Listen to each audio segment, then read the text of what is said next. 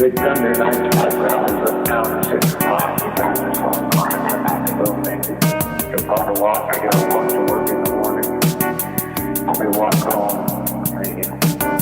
Gotta get my insulin pills from Bullshit. Cover something. Once a day, I know who it is. There's a automatic push message.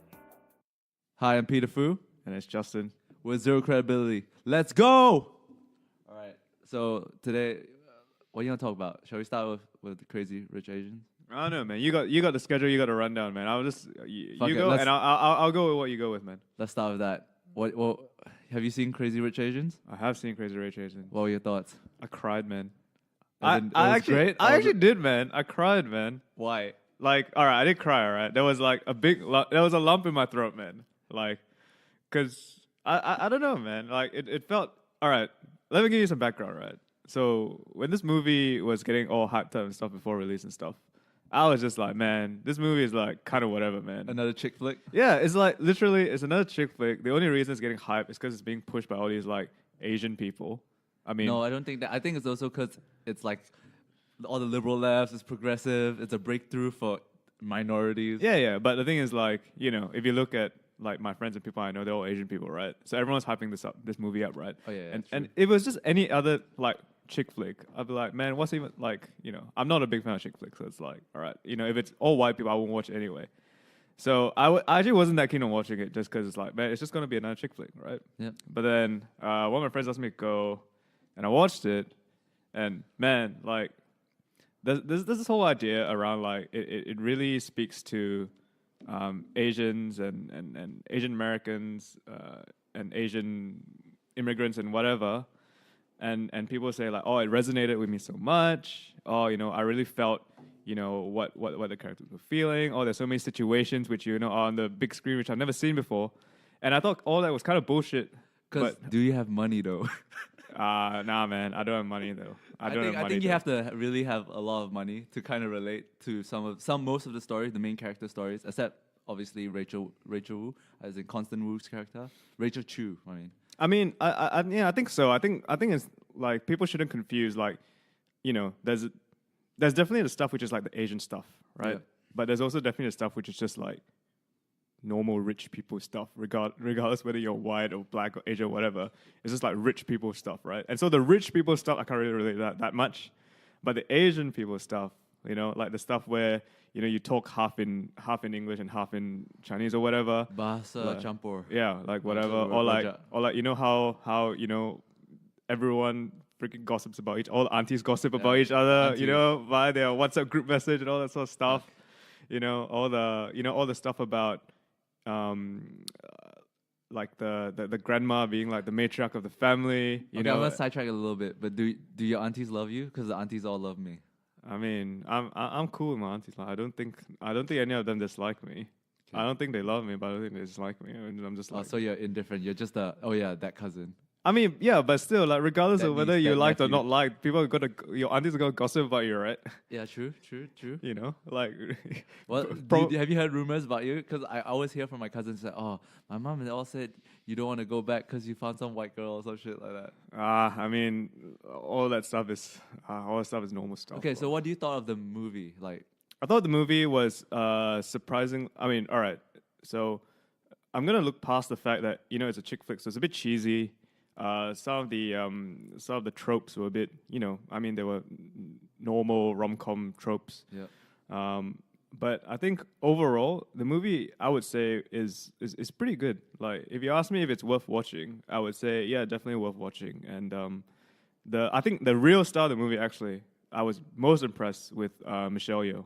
I thought she was really good in the movie. I thought she was the best actor in that movie. The movie, I thought was the stronger characters were the women. They you know, they were really strong women. Which I mean, like, I don't know about your mom. My mom is a very like strong woman. So like when I saw that, I saw a lot of like similarities. Not like Michelle Yeoh, but like, for example, Rachel Chu. Like when she developed strength throughout the movie, I thought her character was great. I think that part of the reason the movie is being so widely praised by, you know, across by white the people. board. is also because of this idea that women are empowered in this movie. Yeah. And I mean, come on, man. There's that one scene when Grace is breaking up with the no, it's not Grace. Who's the rich? like Grace is the actress's really name. Really hot. Yeah. The British. The Yeah, British yeah, one. yeah. I don't know her name. Yeah. But she's breaking up with the guy, right? Yeah, oh, and she goes like, "It's not my job to make you feel like a man." Oh, and the whole cinema just went, "Ooh!" I was like, "Oh man, that's pretty good line, man." But what do you pretty good like? line. All these you've probably seen all these dynamics in your life because I have as well. I have, yeah. There's some bits that relate to me, and that's why I thought it was great in that sense. But as a movie, I thought it was very average. But still make the movie because it's a breakthrough for us. Like it shows our type of stories, me and you, whatever. These type of stories can be, is liked, and people from other nationalities and other races, they might like it. They might like seeing these type of stories too, which I think is great. That's the best part. I mean, whether it's a breakthrough for, I guess, Asian people of Asian or East Asian descent, however you want to describe it, to take leading roles in movies. I think I'm honestly not sure because I remember the time. You remember a few years back when Slumdog Millionaire came out, and then pretty closely it was followed by Life of Pi. Yeah. And people were like, "Oh yeah, the Indians are breaking to Hollywood, Yeah. right?" It was all about Dev Patel. Dev Patel was the hottest male man. actor at one point. Yeah, he was the man at one point, right? And not to say that Dev Patel has not been successful in his own right now, but he's not a leading man in But Mission Impossible or takes whatever, time. right? It takes time. Yeah, but I think around the time when the Slumdog Millionaire stuff come up, people were like, "Oh, right, these Indian descent actors, they're gonna Break like through. it's acceptable now, Yeah. it's Okay, so even to speak better cool question. Yeah. to be Indian." So I'm not sure whether this movie in itself will make the next Jason Bourne be No, we don't want that. so, dude. but I think that it definitely shows an appetite for, or rather, people don't really care in a lot of movies around what It's still a small step forward. yeah, what though. their ethnicity. Because I think the best movie now, or rather, movie that's getting a lot of critical acclaim now, and not because the main actor is Asian, but it's that John Cho movie. Yeah. What's it called? John Cho. Yeah, right now. It's out right now, and I really want to watch it. Who's in it? John Cho. John Cho is the leading actor. He's like a dad who, I think his girl gets searching. yeah, searching. Yeah, The girl, yeah. his daughter gets His kidnapped. daughter, So his or, search, like, and he's trying to disappeared. find her, right? Yeah. And it was sort of made, I guess, it sort of flew under the radar of Crazy Rich Asians. Yeah. But this is a movie that was marketed and it's being shown and the ethnicity of the main actor is not being discussed at all. Yeah. Which I think is Is more progressive. yeah, than, I mean, than keep that's- bringing it's an all Asian cast. you yeah, know? exactly, right. It's not trying to appeal to this Yeah. tribalist sort of mentality. But Yeah, I I'm agree. keen to watch that movie. But Crazy Rich Asians on the whole, I think good movie. Yeah. And I just gotta say, right, the part that made me have a lump in my throat was it's not a very poignant scene, but it's I don't know why. It's when the Chinese rendition of Yellow Oh yeah. plays that was good. over the end. That was good. I was like, Yeah. No. I was. I don't know, touched as man. well. I felt feelings, man. Yeah. I felt feelings. But something did take away from that scene. I just didn't like the people who were getting married. I thought the girl was kind of annoying. Yeah. I agree. I thought Yeah. it was kind of annoying. Yeah. So. But shout out Dana Lowe for being in the movie. She's Who's Dana Lowe? Oh, she's my best friend's girlfriend, and Oh, she had a 2-second cameo. Cool. But shout out, yeah. Yeah, actually, I got because there were a lot of cameos from Singaporean actors. There were a lot of cameos from Malaysians. Phua Chu Kang. Yeah, Phua Chu Beng is the husband. Right? Yeah. I didn't recognize it at all actually until Rose I was in it. She was Rachel's mom. I'll show you later. I'll draw it up later. No, that wasn't. That's not Rose. That's not Rosie. That was Chu Beng's wife. Yeah, Chu Beng's wife. Sorry, Chu Beng was such a fucking amazing name. Yeah, but it was and there were a lot of little cameos from Malaysians as well. Yeah. So I think Ronnie Chang, Ronnie is the Optimum- man, man. Yeah, Ronnie was. I thought Ronnie was pretty good, man. Mr. Optimum Angle. Hey, dude, I thought Jimmy O Yang's talents were wasted as that guy. I mean, he was funny, but Then he got that belly right, man. He got a rich belly right. I mean, Jimmy O Yang, he's a funny guy. Have you watched Kenjo. Silicon Valley? I have. I think it's a great show. I think his character is fucking amazing. Yeah, I think the character is really good as well. Who's the guy? Who's his boss? I can't remember his name. Rest in peace. His boss, the guy who tried to fake his On death. Silicon Valley. Yeah. Oh, Eric Bachman. Rest in peace, Eric Bachman. Yo, that guy getting torn down right now. Man. Yeah, no, but like, oh, you mean real life? Yeah. What's happening? The Me Too stuff. He got caught up in that stuff. Oh shit, man. I mean, Okay. shit. Like, I mean, like, who knows? It might be true. I don't know anything about it. Yeah. If he did touch him, fuck him. But if he didn't, I'll stand with you. All right, let's move on. All right. Oh wait, before we go, do you read about the $1 billion whale book? Have you read that? The 1MDB scandal. Have you? How many pages are you in? I'm in 6 pages. Do you use the book I gave you? Yeah, I did. Oh damn. But apparently, That's not the final version. yeah, apparently that's not the final version. I don't know if it's true or not. No, but- there's some mistakes. I've read the pages and I realized there's some mistakes. That means this was the like the testing, like it was before final edit. Oh, hold on. Just for I guess any listeners, why don't you give some background on the book $1 Billion Whale? So $1 Billion Whale was a book written by 2 investigative journalists. Investigative journalists. Yep, from the Washington Post. Washington Post, and they're basically investigating the 1MDB scandal, which has been like floating around Malaysia over the last 3-4 years. I Longer? mean, it's really only come to public consciousness in the past. I guess years. yeah, you're right. Maybe 3 years, but Because the DOJ Wall Street case was opened 1 or 2 years ago. Yep. Yeah. So just to give some background, the 1MDB case essentially is a story of political corruption and embezzlement at its highest political levels. Basically, the Prime Minister of Malaysia is accused of abusing his power and stealing money from a sovereign wealth fund, yeah. the sovereign wealth fund of Malaysia, and that fund was called 1MDB. How much they stole? How many billions?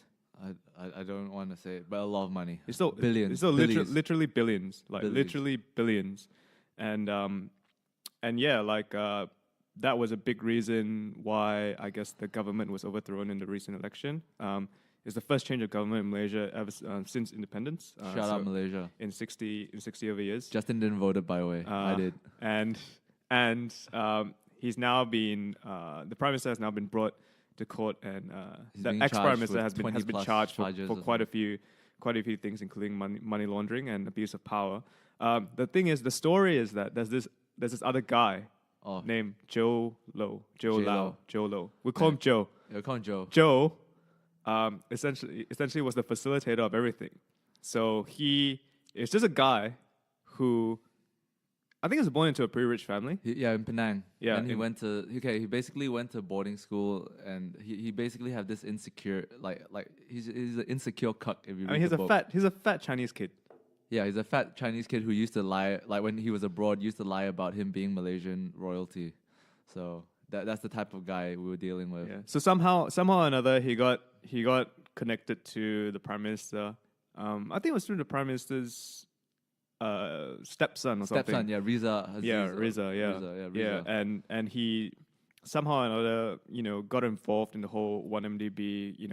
If you want to read a good story, Read the book. about It's a great book. like how funds are laundered, and not just any funds, but sovereign funds, and How they're money is spent. owned by countries, how they are stolen by the people in power.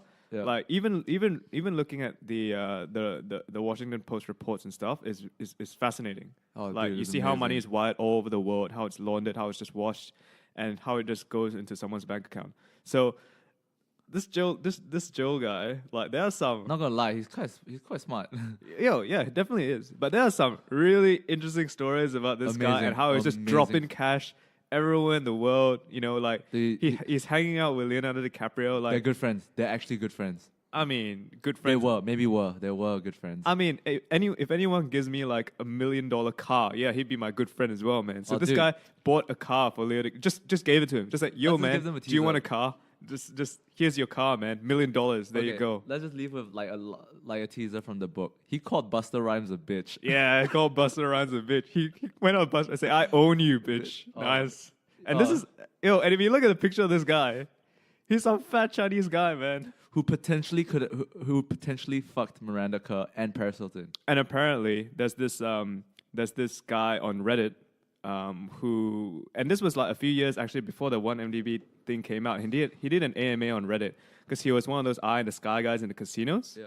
And he did an AMA about his job pretty much. Like I'm an eye in the sky in the casino AMA. And someone asked him, what's the wildest thing you ever seen, or what's the biggest high roller you ever seen? And that guy said it was Joe. And this was before the whole thing came out.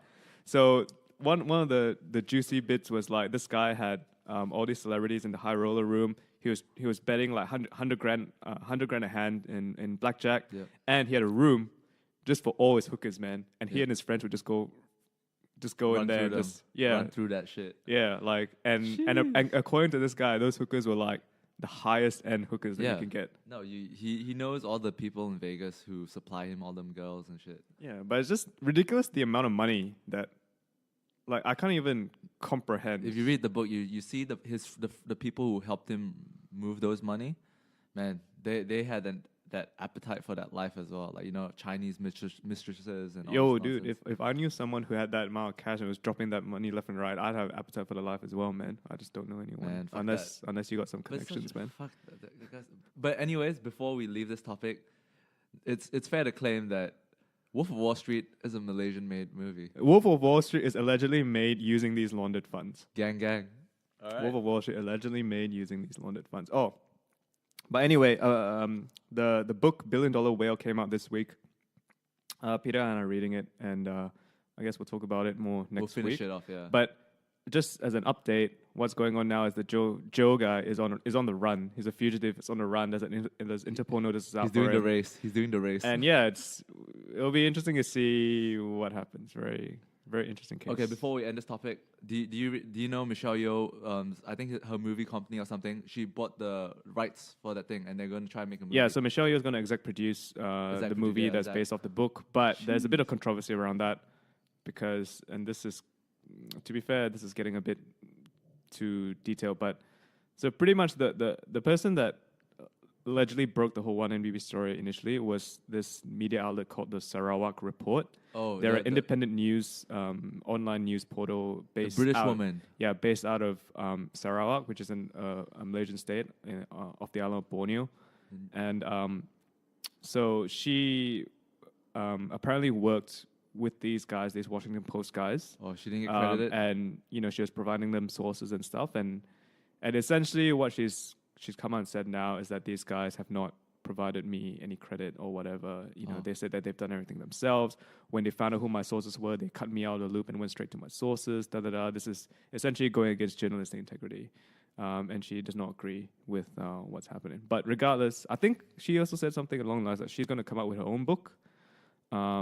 I think hers would be better, right? Because she's more in touch. I'm not sure. Like, I don't know who'll be better or not, but you know, her name she was not happy when Claire Rewcastle Brown. Claire Rewcastle Brown. Yeah, mad respect for her. She's a British person, and she risked so much to bring this to light. Like, she's probably a very good journalist. I mean, from what I don't know too much about her, but I know she's been, trying to write about this, and she's been, coming under strong fire from the government over the last few years. So. I mean, I think she's always been a controversial figure in Malaysia for a long time. She's obviously British, but she has deep ties to Sarawak. I think she has some history there in terms of like the British occupation of Malaysia at the time. True. So she has quite deep connections into Malaysia, and I think part of the reason the whole Sarawak report came about in the first place was because of she was campaigning against some environmental issues in Sarawak. I think mostly against the chief minister there, who is allegedly insanely corrupt.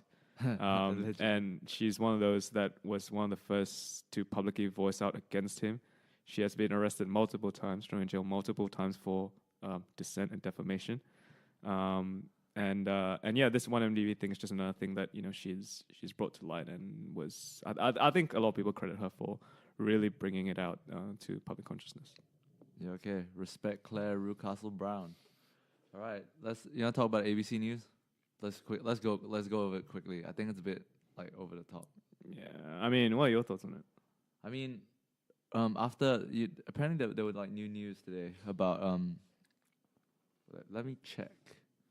So what's the background of the story first? Okay, so what happened was the managing director, Michelle Guthrie, was asked to step down, but she refused to. Then a week later, she got fired.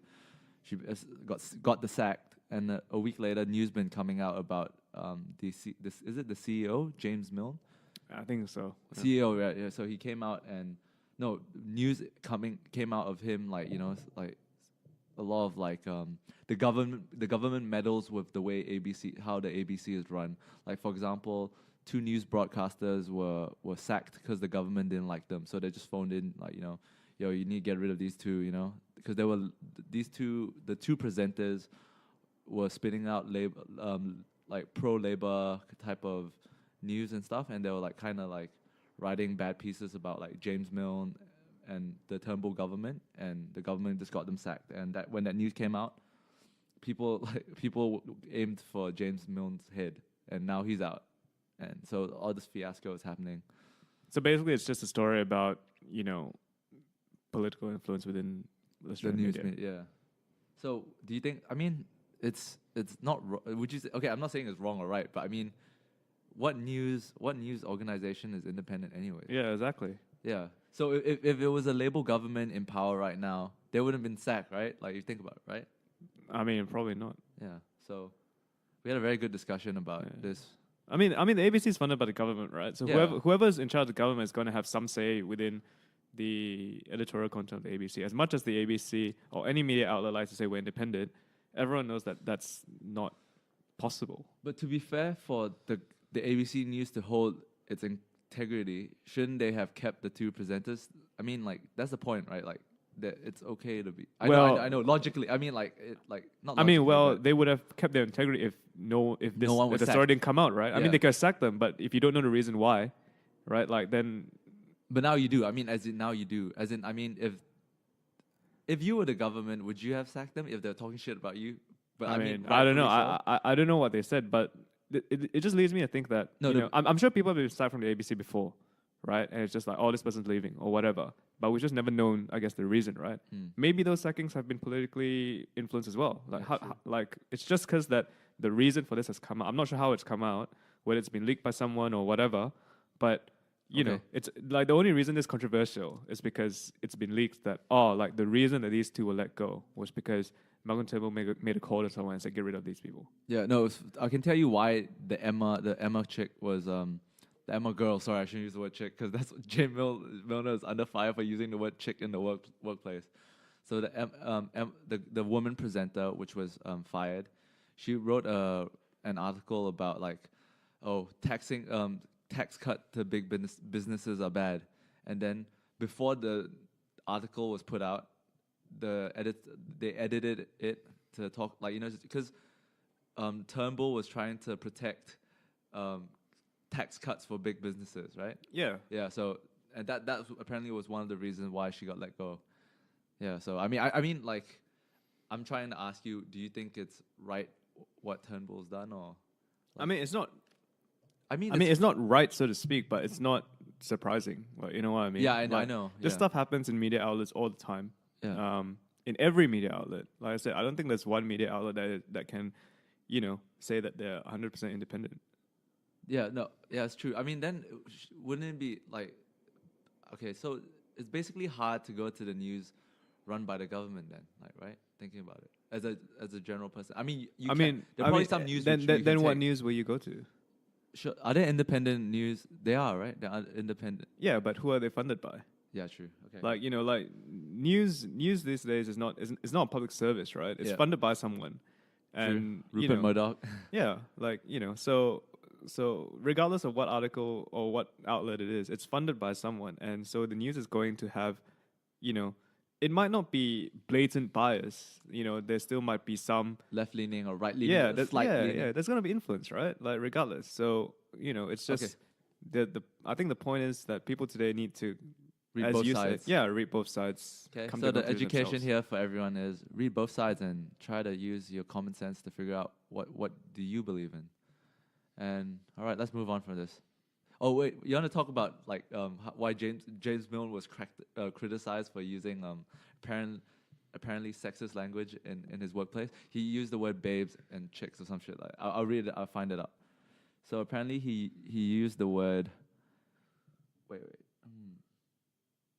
Okay, he used the word chicks, but never used the word babes in the workplace. And they were saying that as a senior member of the team, you're not supposed to call your your people in your workforce using these terms. And he was saying, I mean, his reason, which would be my reason if I was caught under this kind of storm. Careful. Is no, you're just using it to try to relax the workforce, to make it a less formal type of workplace environment, right? I mean, my experiences in the Australian culture workplace is that it tends to be quite, how to say, it's not as uptight or as formal as maybe work environments in other countries. So when I used to where I used to work, it was very, like, we could make jokes, maybe sometimes non-PC jokes amongst our friends, obviously amongst our colleagues or friends, and all that sort of stuff. And whenever we had, like, I guess, people who secondees or whatever from Europe and America, and we, and we make some of those jokes in the office. They are just like, oh, dude, you can't say that. You can't say that. Like, oh, how can you say that? It's a workplace. And all the local Australian people are just more like, dude, it's just a joke and we're all friends here. it's just a fucking joke, can't. Obviously there are lines, and obviously you gotta, if you meet someone new at work, you're not going to, make an inappropriate joke at a time, but amongst your friends, within the workplace, like where you understand context and you understand, where they're coming from. Nuances. Yeah, the nuances is not really that big a deal. So yeah, it's just No, because there's a joke that James Milner was calling Michelle Guthrie the Missus or something, referred to her as the Missus as a joke, right? Like, but without context, I wouldn't, you can't unpack this, right? And also I would say my gut reaction and my initial reaction would be like, I don't think that's a big a deal. Like, I've called my my female managers my missus as well, just because you answer to her, right? I guess, like, Justin, you're no longer gonna get any more bosses, man. Yeah, man. The University of Melbourne language professor, which the ABC News article reached out to try to unpack or like try to break it down. He said John Hajek said that this sort of language undermines women because you change them from an adult into children or small animals, like using the word chicks. And apparently it's clearly disempowering. Most workplaces wouldn't freely allow the use of those demeaning terms. Is chick a demeaning term though? I don't think so. Like, for me, when I call a chick, whoa, I hold her in high regard, like. What do I say? Oh, yeah. Oh, she's a pretty cool chick. Yeah, I don't. Like, is that demeaning? I'm not trying to be facetious or whatever. I'm just, it's a genuine question. Is that demeaning? I don't think so, man. Like, I call, like, chick, like a hot chick. I'll be like, wow, she's she's hot. Like. I respect women, by the way.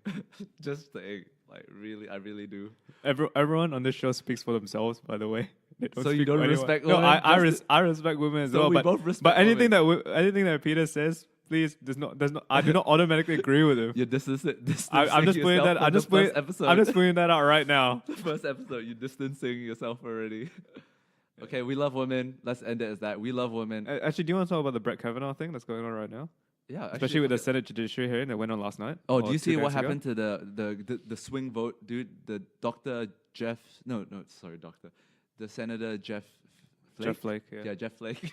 Jeff Flake. It fits Yeah, but perfectly well. But Jeff Flake's an idiot anyway. What do you mean? Why?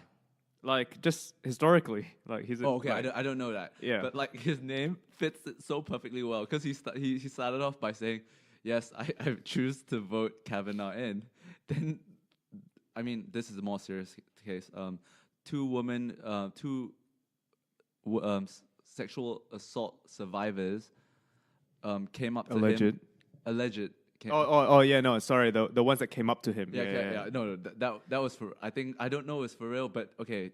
Yeah, and they were like, basically, how could you do this? Yeah, how can you do this? Look me in the eyes. And then he flaked, just like his namesake. He flaked, and he said, all right, let's convene in a week's time after some more FBI, like after an FBI background check. So is the FBI investigation actually happening? I'm pretty sure it is. No, yes, it is, because they needed 2 senators to agree with this, and Jeff Flake and a woman senator both called for it. Right.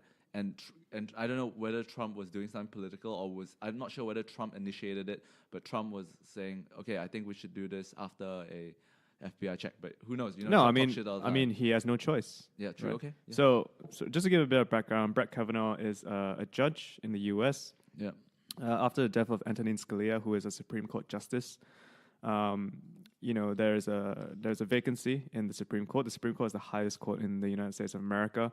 A lot of landmark decisions go through the Supreme Court. Landmark decisions which not only have a major impact on America but on the world. Yeah. The Supreme Court, for example, ruled on Roe versus Wade, which is the abortion bill. And the Muslim ban as well. Yes, the Muslim ban. They rejected the Muslim ban when Trump first came into office. They were also the ones that approved gay marriage in America. So the Supreme Court their decisions have very big implications for both America and in the world. Yeah. So Antonin Scalia passed away a few months back. And so it's usually the job of the president to nominate a candidate to fill the seat. And once you're on the Supreme Court, once you're a judge on the Supreme Court, it's a lifetime appointment. So you sit there essentially until you die. 50 years, right? 50 years or something. It's a lifetime appointment. Yeah, lifetime appointment. Lifetime appointment. Yeah, so this is a very important So case. the issue with Supreme Court nominations always, regardless of who's the president or who's not, is that can you just look up how many Supreme Court justices there are? I think there are 8, if I'm not wrong. But essentially, these people that are nominated, they're nominated by the president, and the president at the time who nominates them obviously will sit in America either on the Democratic or Republican Party. So I think there are 9. All right. So standing at the present total of 9. All right. So their nominations obviously, they'll nominate a judge who reflects, I guess, Democratic or Republican values. Yeah. So the appointment, if Brett Kavanaugh gets appointed, essentially the Democrats are a bit upset that there'll be a 5-4 Republican majority. I guess candidates on the Supreme Court. Yeah. And yeah, this is just going on from obviously the conservatives in America did not like the idea that Roe vs. Wade was passed. Yeah. They did not like that gay marriage was passed and all that sort of stuff. So this is as with any Supreme Court justice nomination, it is a big nomination. But the interesting part of the story is now this guy, after he's nominated, a lady came out, who's this Dr. Ford. Dr. Ford, and she alleges that he sexually assaulted her while in high school. Yeah, I think high school, not mistaken, but the story is basically he drank. Apparently, the story he drank till he blacked out or something, and then he went on to assault her or something.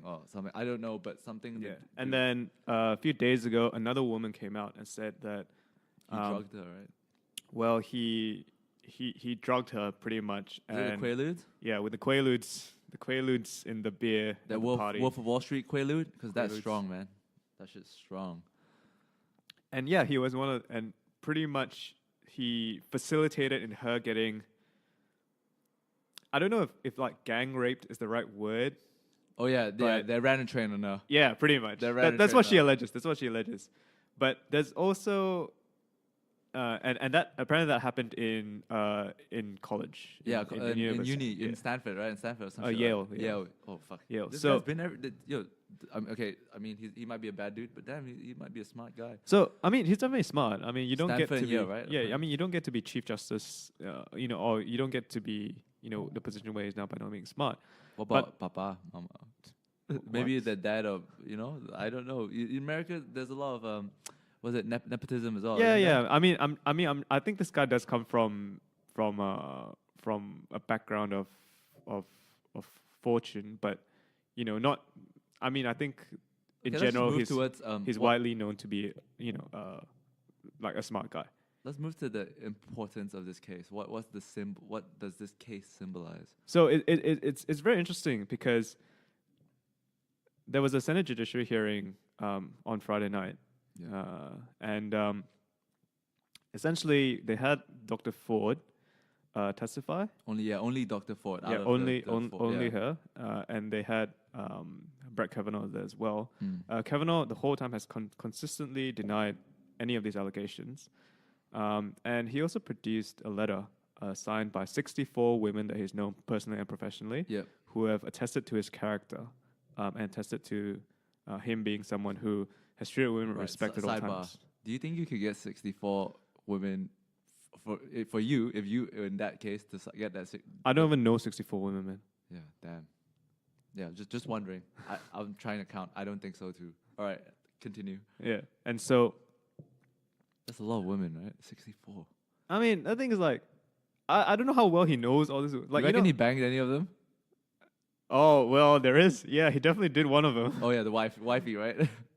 Renate or Renate or whatever her name is. But anyway, Okay. Oh, you seem to know a lot about this politic gossip.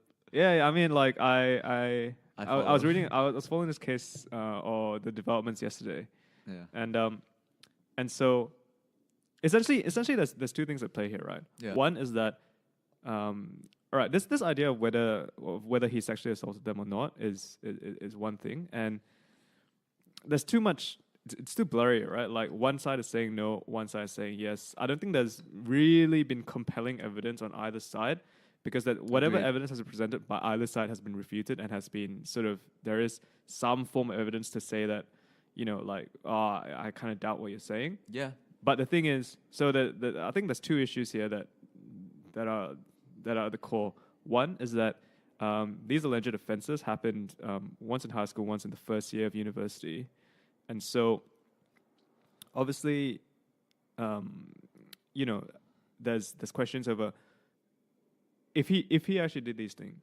Yeah. If he actually did these things, were they were they done, in youthful exuberance? So you make mistakes as a kid.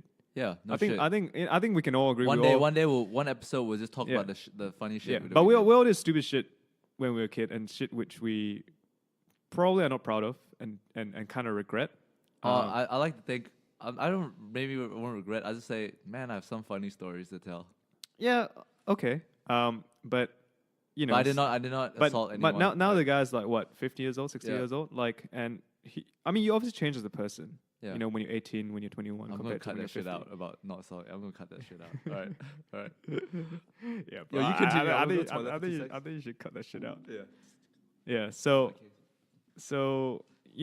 there's this argument around, like, if you make mistakes as a kid, should you be punished for them later? And I'm just gonna point out that what that he's alleged to have done is not criminal. Like he didn't kill a person, which is criminal. One of them is that he flashed a girl in his first year of uni, and the other one is that he sexually harassed the Dr. Ford. I'm not sure if the allegation is rape or not. I don't think it is.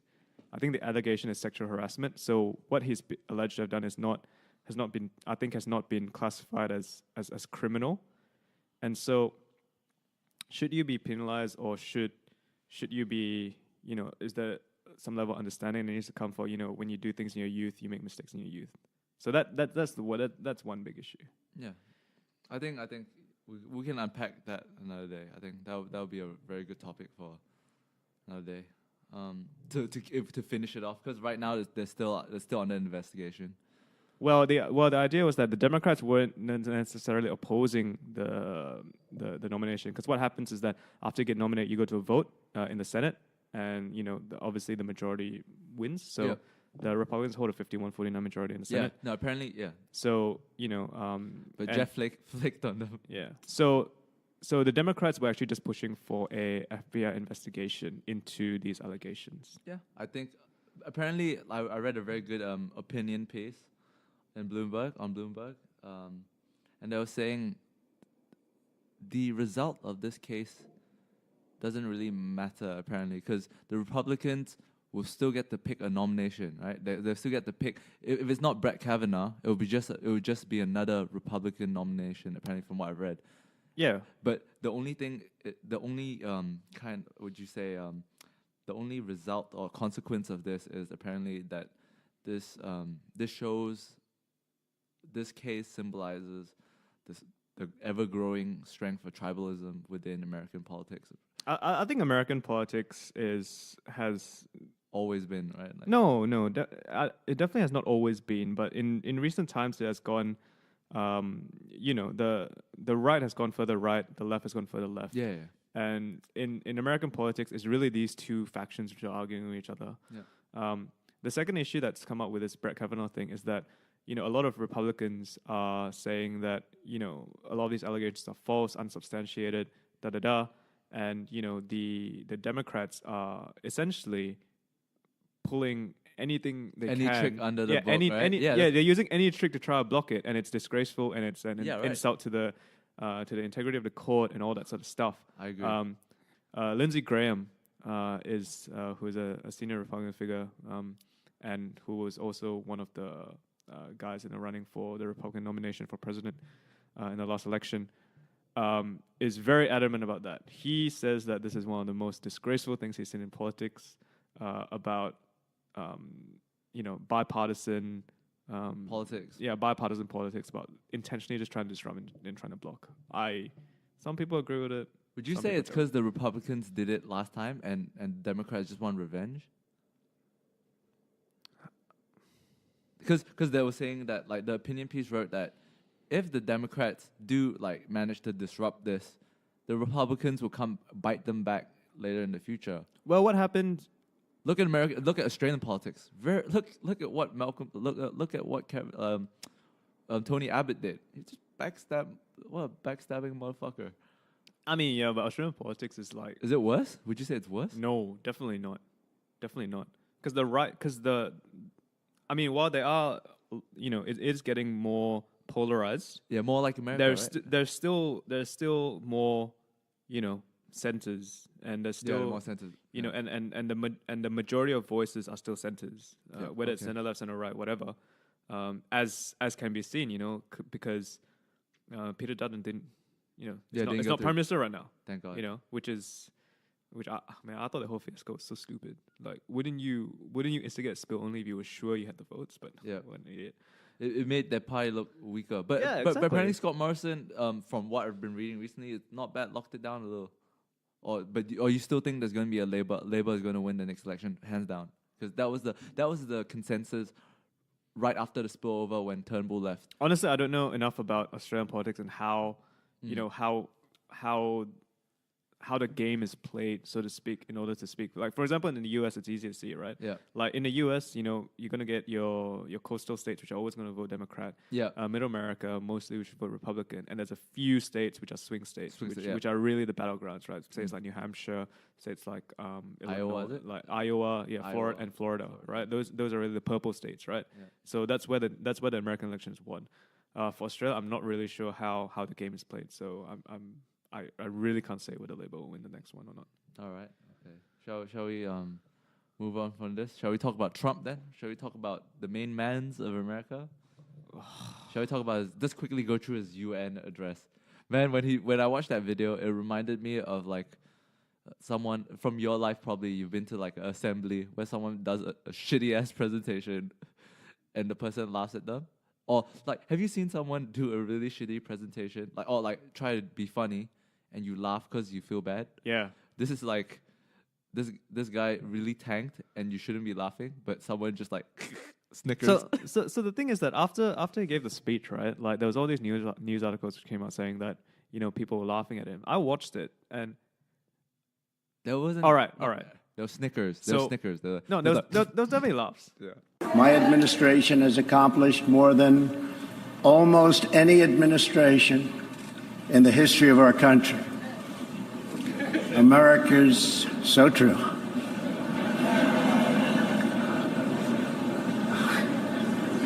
Didn't expect that reaction, but that's okay. The thing is, and I understand why people say like, he intended for, he didn't expect to get laughs, but I don't know. I'm a bit like, surely he knows people are gonna laugh at this. So basically, he said he's achieved more. I'll put it in. I'm gonna put it in post. Yeah, he's achieved more in 2 years than any other president has in the history of America. Well, once you said that, there was a.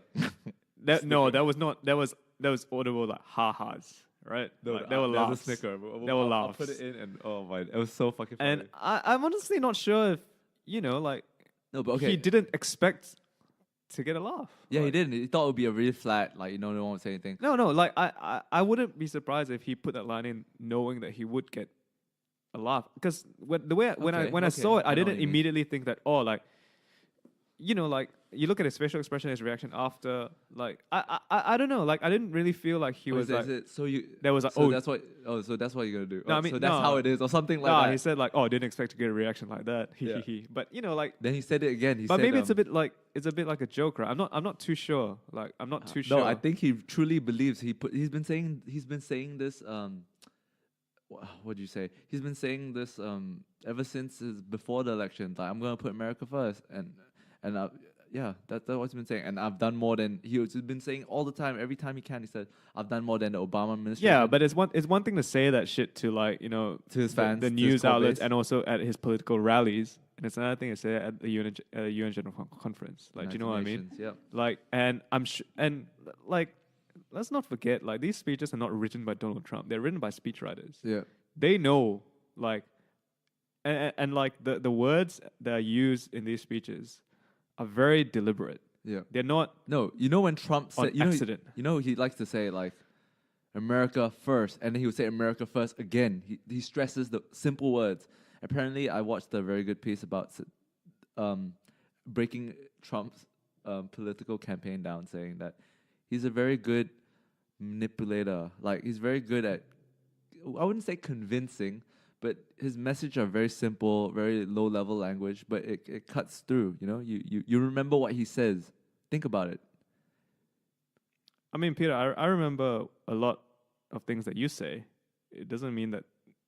I'm not saying it's smart. Very convincing. No, but it remember you remember it.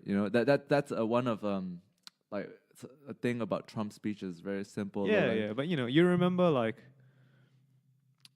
I'm cutting this shit. Whatever. I mean, you remember a lot of stupid things. Like, you know what I mean? Like, yeah, like, no, yeah. But I'm just trying to say that's why Trump is always in everyone's head. I mean, yeah, of course. Like he plays the media very well. Yeah. He understands the media machine.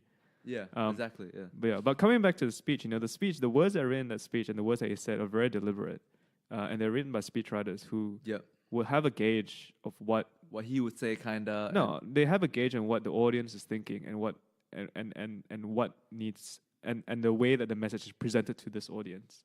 So for that line to stay in the speech, and for that line, I just find it hard.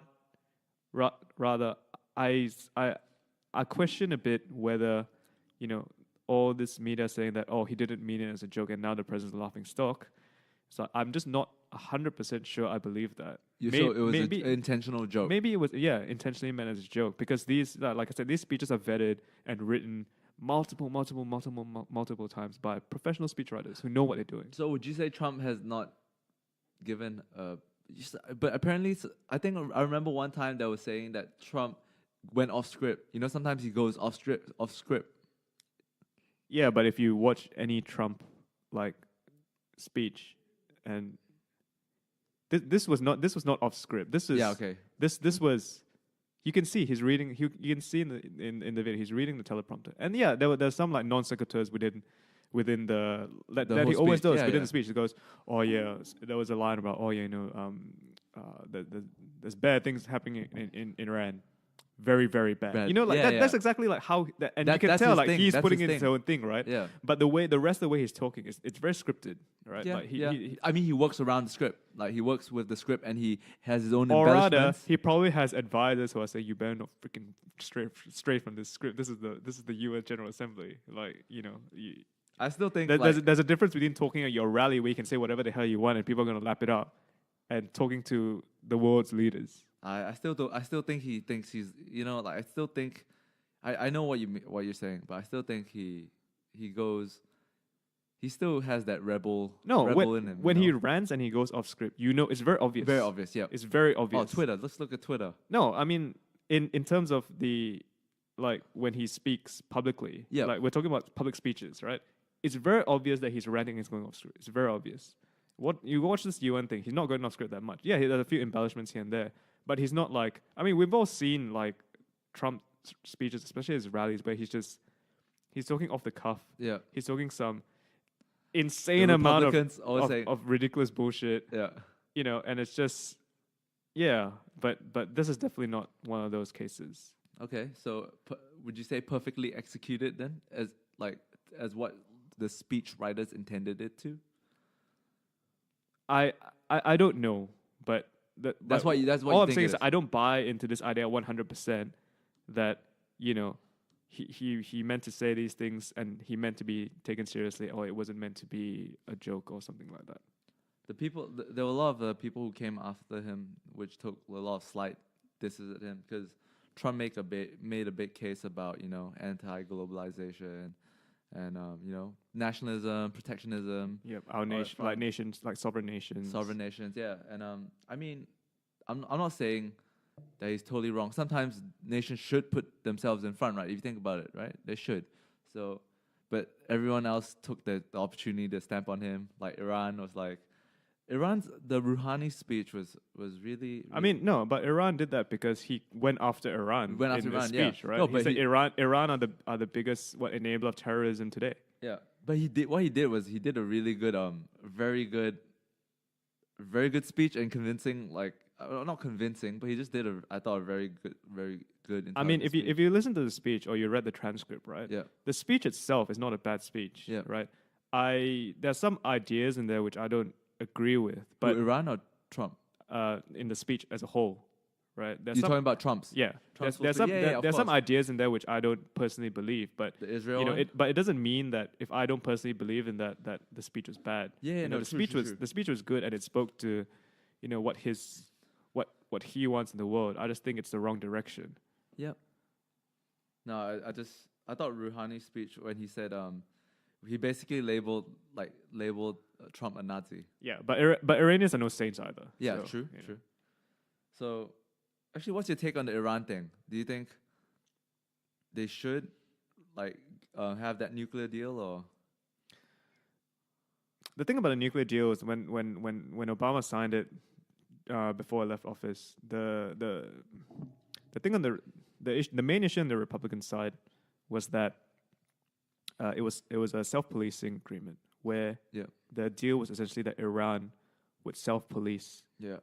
and would, you know, essentially have their own guys saying like checking whether they would develop nuclear weapons, have nuclear facilities, all that sort of stuff.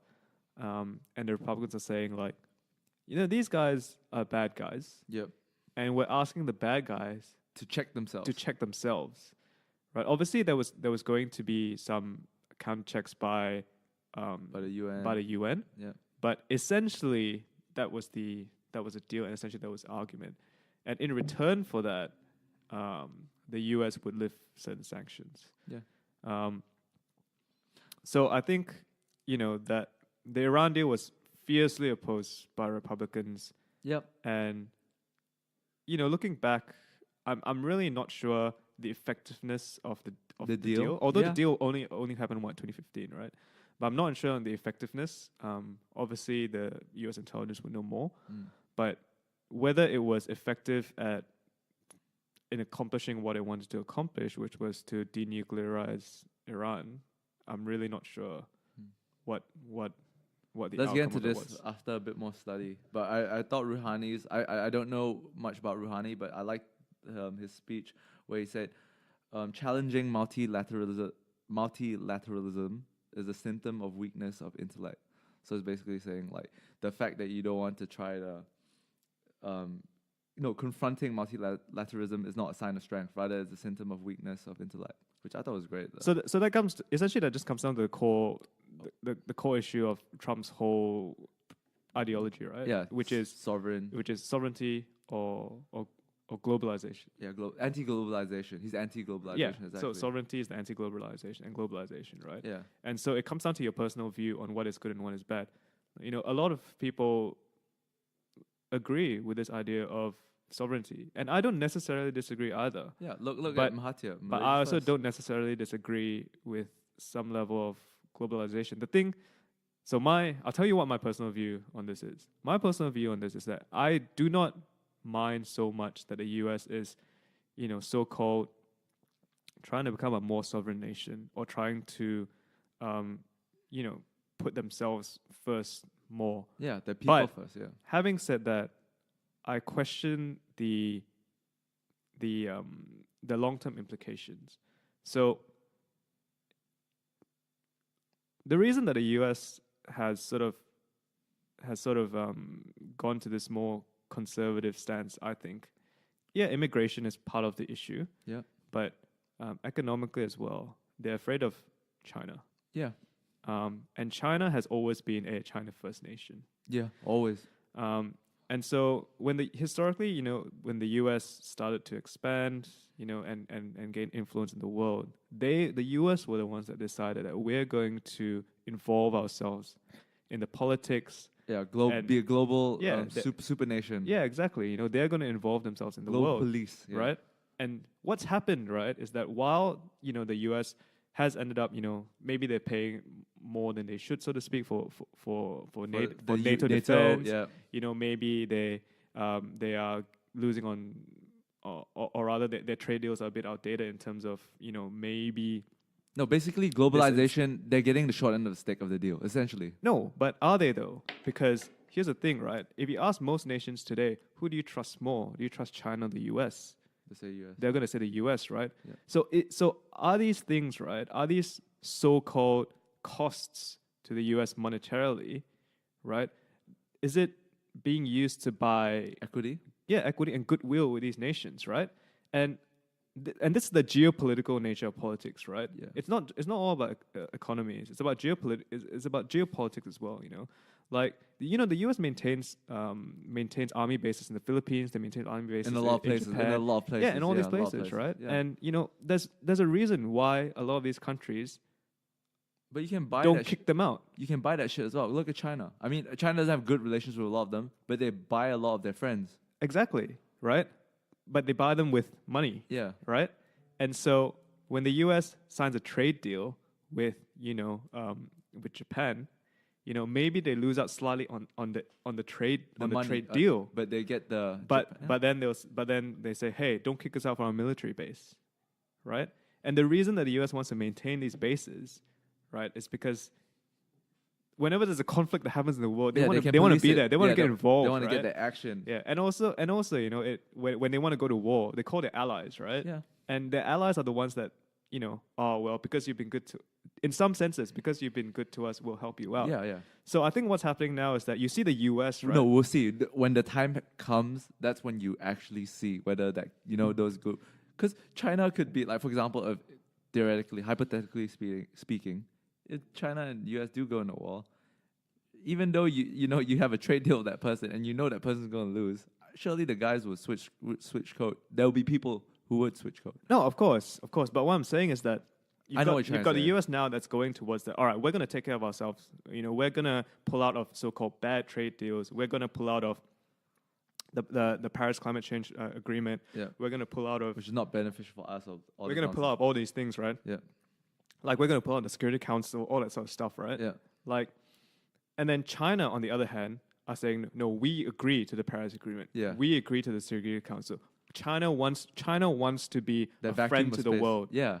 right? So what is happening here, right? Because Donald Trump is saying China is overtaking the U.S. China's, we are the U.S. We are a global superpower, right? Why is it that China is the one that's overtaking us? No, I'm gonna bring the good deals back to America. Yeah. But the thing is, it's kind of funny as the U.S. retreats, China China is trying to reach out and become take that more vacuum of more space, yeah. friendly with the rest of the world, whether it's genuine or not. Yeah. Who really knows, right? yeah. But China, the way I see it, right, is like while the U.S. is closing up, China is opening up even more. Yeah.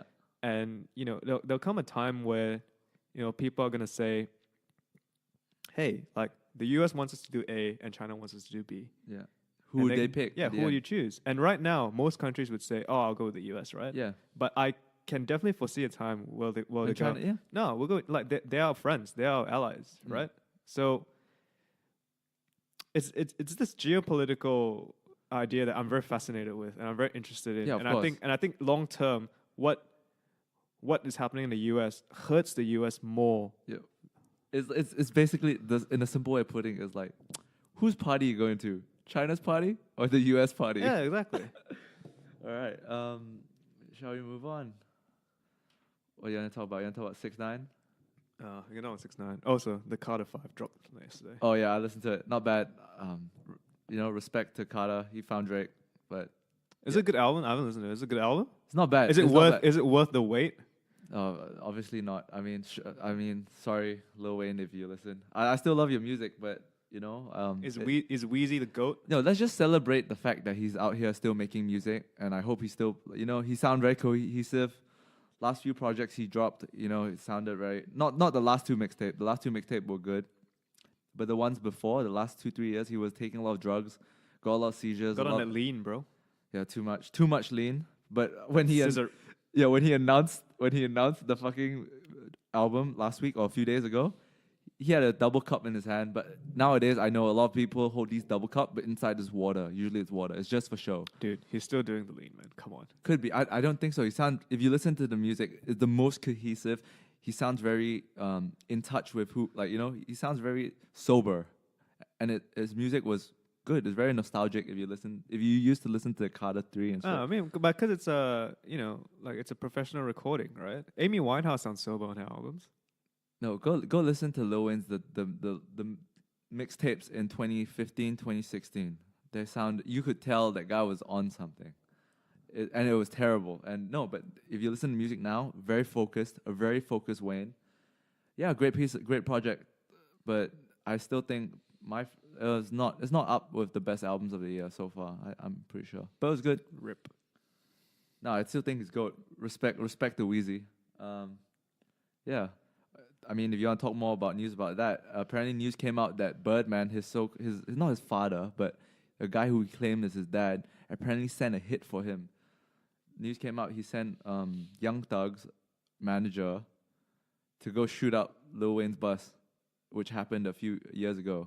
News information came out that Birdman basically paid for a hit on his own son, Lil Wayne. But Lil Wayne is not Birdman's son. No, they have like a relationship where they're like father and son. There's a video on YouTube of them kissing with their mouth, just like how Tom Brady kisses his 12-year-old boy. Speaking of 12-year-old kids, all right, let's talk about my man. your idol. Yo. I'm just saying. Oh no! All right, Justin is no. reaching. But before we go there, I'm gonna ask you one question. Yeah. I'm just gonna ask you one question. Who's right? Kiki? Now, if a 30-year-old man texts a 14-year-old girl, and says stuff like, "I miss you. What are you doing today?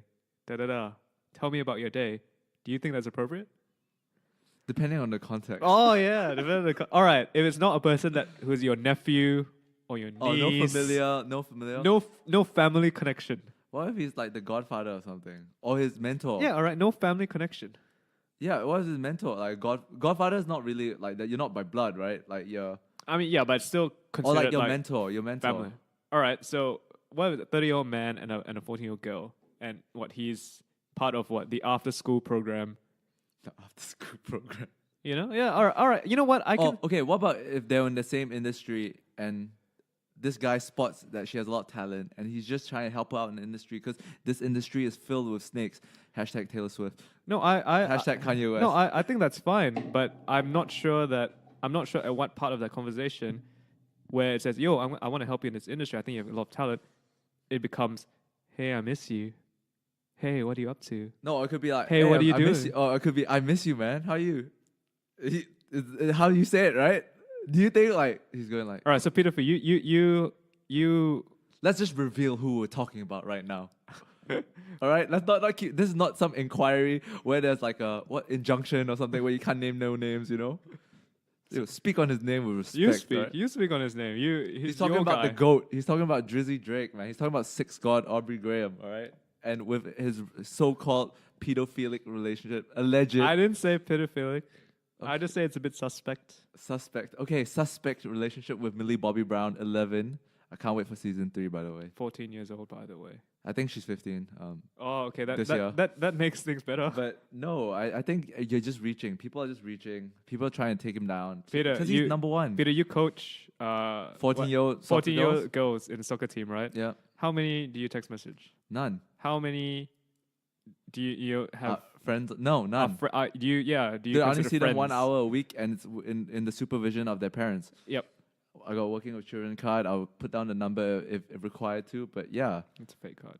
no, it's not. Yo, you crazy man. So you coach all these 14-year-old girls, and you don't text them. You don't consider them friends. You don't anything, right? Yeah. Do you think it's weird if you did? I think it's a false equivalency, right? Like I'm not like this. This is like in the movie industry or something where who knows? Drake is a producer of a movie. He might want her to do one of his movies. Or something. One of the biggest conspiracies, or biggest sort of conspiracy theories in the entertainment industry is that it's run by pedophiles, right? Yeah. So it's quite ironic that you say that. Nah, Drake is a good guy. Okay, you're just reaching. We'll see. Okay. Why is he texting this 14-year-old girl, man? No, he's apparently. Oh, they asked her, and she said he helps me with boys. Help him deal with boys. A 14-year-old girl asking advice from boys from a 31-year-old man. He probably has more experience than her fellow female No, friends. like think about this realistically.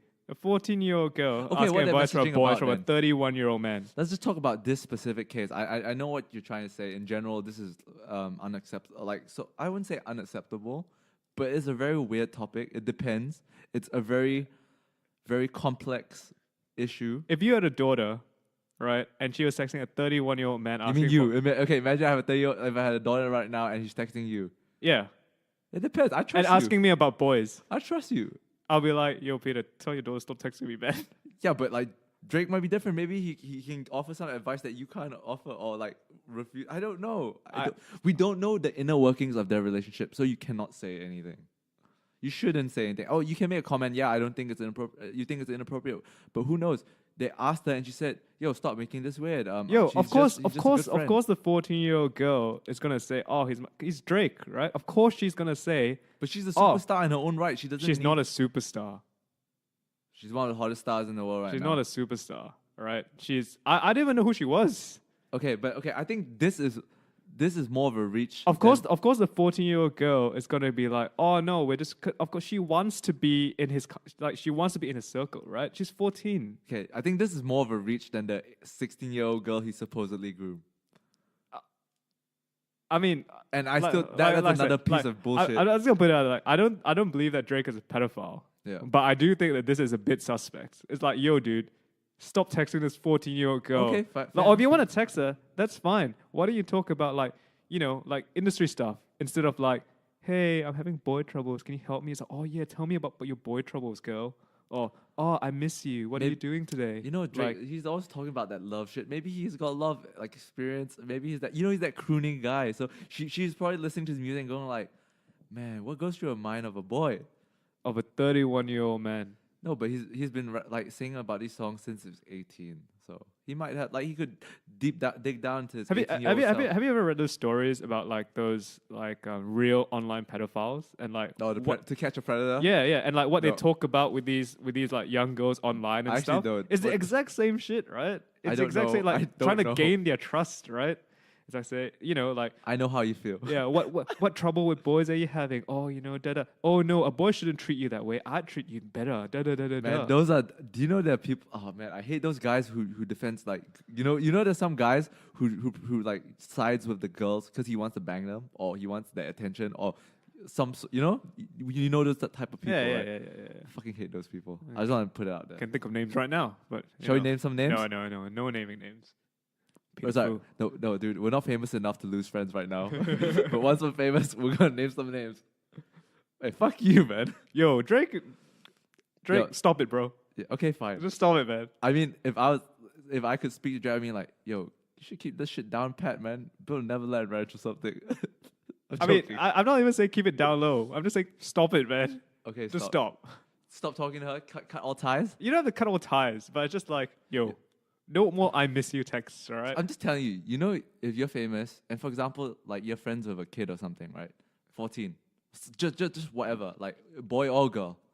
And once y'all become like, imagine like, oh, I actually am good friends with you, but we can't hang till you're 18. And then you start hanging when you're 18, people will be like accusing you of grooming them. Peter, in what scenario would I be friends with a 14-year-old boy or girl? What if you did a movie with them? Like, as in like you were the dad or something, Yeah, and you just got along really well. Like, I'm not their friend. no, but what if We're you did get along co-workers. with them? What if you get along with them and you became friends? Peter, I'm friends with a lot of people, right? And I've never texted them, hey, I miss you. Yeah, I'd never do that too. Yeah. But maybe they had that. Regardless whether they're a guy or a girl, regardless if they're my age or not, right? Like, I've never ever texted a friend, hey, I really miss you. I've never too. All right. Well, what if you have a godson or like a goddaughter and you go like, I miss you? I think even that's a bit weird, man. But I wouldn't do that. But you know what? That's more like that's sort of like a family. Maybe it's a more white familiar, people thing. right? Maybe it's a white people. I don't know. But like even if I had like a niece or a nephew who was 14, right? Yeah. And I have cousins who are like 14, right? And like I never texted them, hey, I miss you. I think this is more of a reach. I know what you're trying to say. You think this behavior is inappropriate. You don't think he's a pedo, but I just think it's suspect. a suspect. Okay, suspect. So he's still in the firing line. Innocent to proven guilty. Yeah. Okay, that's what I'm gonna plead. It's a bit suspect. I'm gonna shoot that plea then.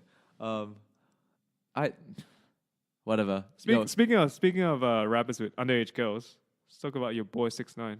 He's not my boy, man. I fucking hate him. He's Trevor's boy. Fuck 6ix9ine, by the way. He's an industry plant. So All right, what isn't like I don't understand like An industry what is an plant- industry plant? an I'm out of indus- touch. What okay, is an industry An plant? industry plant is basically an artificially generated artist with basically an artificially generated story that he came from the streets and he worked really hard to get where he did today, all by himself with no major machine behind him. And no, 6ix9ine is a caricature. From my research and from enough, I think it's just not out yet, but it will be out soon.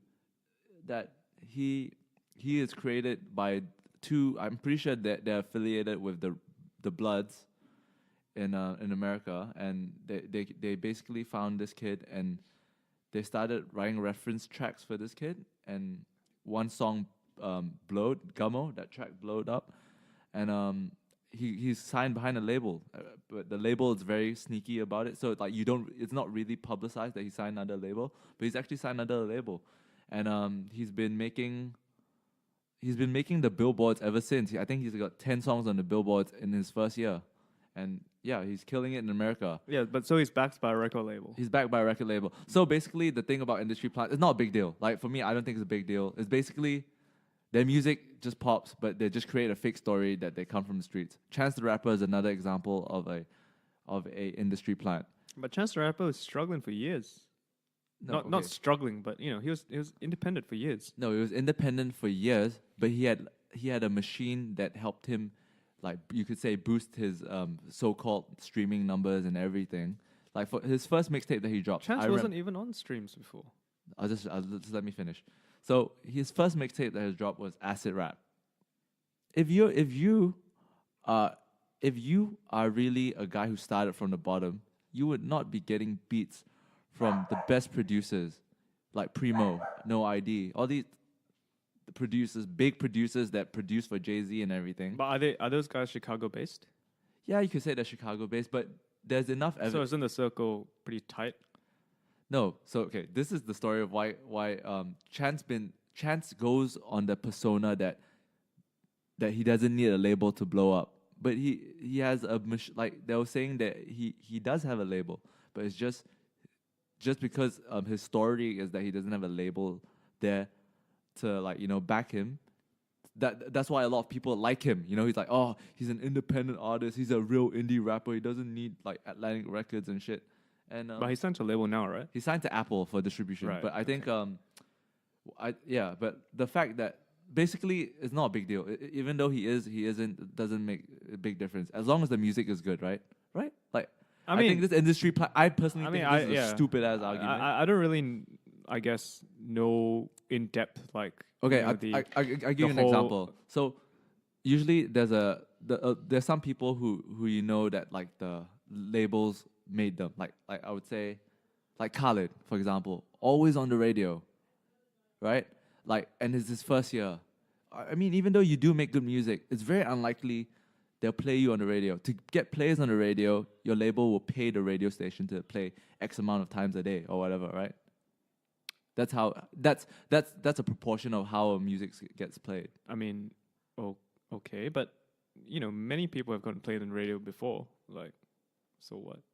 No, but it's much different now. Now, I mean, like now it's easier. Now you don't really need a label. So when the industry changed a lot over the last 10 years, before streaming, you needed a radio. Yeah, now it's all about like that SoundCloud. That SoundCloud, exactly. So Chance the Rapper was apparently so-called a true SoundCloud rapper. He didn't need a label to put him on the radio or anything. He forced his way into the radio by getting big on SoundCloud. But so everyone heralded him as this like, oh, this guy do it like anyone can do it. Everyone can just go at home and make some music and go on it. So everyone thought he was that kid which had no help, but he did have help. He had help from all these great producers to make him where he is. So basically, his story, like his so-called story, is not as accurate as everyone thinks it is. As far, all right, I don't know. It's not a big deal. It's just not a big. Well, as far as I know about Chance the Rapper specifically, I just know that he was, he's in that Chicago hip hop circle, which includes Vic Kanye. Mensa. No, And- Kanye came there and said these are the youths of, but he wasn't in Kanye's circle till 2 years ago when he released The Life of Pablo, Ultra Light Beam. No, but Kanye's name dropped him before that album. Kanye's name dropped him before Life of After Pablo. Yeezus? After Yeezus. It was after Yeezus period. Maybe. Yeah, so it's I after can't Yeezus recall. period. But Kanye, I know that Kanye has been a fan of his, and I know that my understanding is that Chance the Rapper is one of those. You know how like in America, like there's like the local rapper who is like well Hot in the connected. area. I mean, it's like you look at like Detroit and Danny Brown, right? Yeah. Like Danny Brown is not necessarily a superstar. Yeah. Right. I'm not even But in sure. Detroit, he is like king I'm not of even Detroit. sure how well he's known like nationally in America. Yeah, but in Detroit, He's king of Detroit or like, something he like knows that. he knows all the guys in the game in Detroit, Yeah. right? Yeah. So, that's why before when you said like, Chance got all these beats from all these top producers, right? That's why I asked, but are they Chicago based? Yeah, they are. But I'm trying to say, I mean, yeah, he knows that circle, but a lot of people think that he did it himself. He didn't get that no help. And he would always be rapping about like, if one more label tried to stop me, dude, you had some help from these labels, so-called like labels that. No, but did he though? He did. Go do your research. Where's the proof? Like what? No, what? No. Tell me what is the smoking gun? The smoking gun. I have no smoking gun, but I'm just trying to say his story is not as accurate as what everyone thinks. His background is not as, like, I did it all by myself as everyone. I'm says sure at it some is. point he did. Like for example, like Danny Brown, right? Like He's 30. Danny Brown's gonna say I did it all by myself, but he's gonna get beats from like the top producers in Detroit, right? Yeah. But that doesn't mean he didn't do it by himself. He got help from his friends. Anyways, okay. I just think I don't think like being an industry plan or a non-industry plan is a big deal. Yeah, but I it agree. is. I agree. It is a big deal. I agree with It's that. a big deal for hip hop fans, true hip hop fans, because the craft of hip hop was to always tell your story, your true story. But nowadays, everyone like their caricatures like 6ix9ine, this Yeah. nice Mexican kid talking about getting the blicky to shoot some stiffy or some shit like that. I don't know. Do you think 6ix9ine could actually kill someone? No, he will never kill. No, dude. This guy is a troll. He's the ultimate. He and Kanye are the biggest trolls on the internet. I don't know. Kanye's a troll, but You don't think 6ix9ine Kanye's is a definitely troll? a troll. I mean, like, if he even if he was, let's say even if Kanye was a troll, he's not a troll like 6ix9ine is a troll. Yeah, Like, oh, you know no. what I mean? They're different types. You know, they're different types. Yeah. Oh, whatever. Yeah. Shall we finish it off? Yeah, sure. You want to talk about movies? Uh, TV? Okay, what's the best movie you've seen so far this year? Honestly, I haven't watched that many movies this year. There's So nothing that caught your eye? So as embarrassing as it is, I'll put out Crazy Rich Asians. It's the best movie I've seen this year. But I haven't seen many movies this year. What's the best movie I've seen this year? Best TV show? What about best TV show? BoJack Horseman season 5. BoJack Horseman season 5 is the best season of TV this year, easily. Yeah, the cartoons are actually popping up. Was it Rick and Morty won an Emmy? Is it? I think they won an TV show award, Emmy award. I'm pretty sure I have no idea. that was a but- breakthrough. But BoJack Horseman, if anyone hasn't watched it, it's on Netflix. You should watch it. It's a great show. It's not a Family Guy. It's not a Simpsons. It's animation, but it's the stuff they talk about and the themes they explore and just the show in general. It's funny. It's deep. It has some thought to it. It's a good show. Oh, Great okay. show. I'll plug in some movies which I thought were great. I'm just grabbing the list to go through. Yeah. Oh, so you haven't? Do you watch much movies actually, Justin? I mean, I only watch stuff if it's like people ask me to go or if like Do you watch it's a really that good. Red Sparrow was pretty good. Yeah, we it was watched it alright. together. That was It's pretty good. alright. Yeah, it's alright. I'm not sure it'd be like the best movie of the year though, but Nah, I won't. But I mean, it was one of the. A better Quiet movies. Place was pretty hyped up this year. Do you watch it? I thought it was great. That's it. I just know it's like Jim from The Office. The Yeah, Office John is a great- The Office is a Krasinski. great show. By Hey, the dude, way. he got fucking ripped, dude. He's doing that TV show. It's Jack Reacher now. What the Yeah, hell? Jack Reacher. Like, Is it Jack Reacher? from Jim to like Jack Reacher. Like, what Is the he Jack hell? Reacher? No, he's something Clancy, right? Isn't he? Yeah, Tom Clancy's Jack Reacher. Oh, he's Tom Clancy's a writer. so that Jack Reacher is that the same character as Tom Cruise's Jack Reacher, or is that someone else? No idea. Yeah, I think it's the same. But anyways, I'm probably wrong. But Maybe I'm wrong. Mission Maybe it's not been Impossible Jack was Reacher. good. Oh yeah. I heard that it was good. Best I Mission didn't Impossible. even know there was a Mission Impossible Dude, after until watching, like someone said, "Yo, I went to watch Mission Impossible last night." I was you're like, like, "What? brother, There's a what?" new Mission Impossible?" dude, At some point, the mission has to become possible, right? man, that was really fucking lame. But okay. After watching that movie, I think Tom Cruise might be a better action star than Jackie Chan. And I'm Asian, okay? I think they're very different though. Okay, which is a better action star? Like, and more, like, can do more stuff. I think Tom Cruise is a better actor for sure. I don't think anyone's denying that. Yeah, okay, which one would you take to make a movie? And just say, like, If I was Not making Asian. if I was making Rush Hour, I choose Jackie Chan. not Russia. If I was making Mission Impossible, I choose Tom Cruise. They're so different. Man, but okay, which, in the action realm, which one would you give an award to as the best, as the greatest action movie star? I know it's different, but like, just make it objective and say who you think's more talented. I without doubt, after doing so much research on Tom Cruise, I'll go Tom Cruise. No, but talented in what? In acting? He can do Tom Cruise. acting. He can do more types of action scenes. He can fly a helicopter. He He can doesn't do his own skydive. stunts. He does most of his own stunts. He doesn't do his own stunts. Do you remember the Mission Impossible one where he was outside the plane? Yeah. He did it himself. Yeah, Jackie Chan's done a lot of his own stunts as well. And Jackie Chan's No, but Jackie Chan- I know, actually Jackie martial Chan's arts. stunts Is are- actually trained in martial Yeah. arts, right? So Jackie Chan, I think, without a No, doubt, but is a the- better fighter. Yeah, but Tom Right? Cruise trained in a lot of stuff that for his role. Yeah, but as if you're well. asking me who's a better actor, of course Tom Cruise is going to be a better actor. So you give the award to Tom Cruise If the award was for acting. for everything, all encompassing. All right, put it this way: if it was the Academy Awards, yeah, I'll give it to Tom Cruise. Overall action star award. If it was the Academy Awards, yeah, I'll give it to Tom Cruise. Blockbuster action star award. If it was the Academy Awards, I know, but I answer my one. in the category of blockbuster action star, Okay, I'll give it to Tom Cruise. what about Zero Credibility's action star award? Hey, we're gonna do movie awards as well at the end of the year. I don't know, man. It's so different. Like the movies that they get in are so different. Like the Jackie Chan movies that he goes in, right? They're not like. I don't want to say this in a demeaning way, but they don't demand a lot from the acting perspective. Oh, Jackie Chan, he always does that. Oh, You know that, Yeah, that face? although more recently he's trying to Have you seen The transition. Foreigner? Yeah, I have. More recently he's trying to transition That's to more pretty- not serious bad. roles. Yeah, I thought the movie was not bad. But you know, if you're asking me like, is he a better actor? Definitely not. Tom Cruise is definitely a better actor.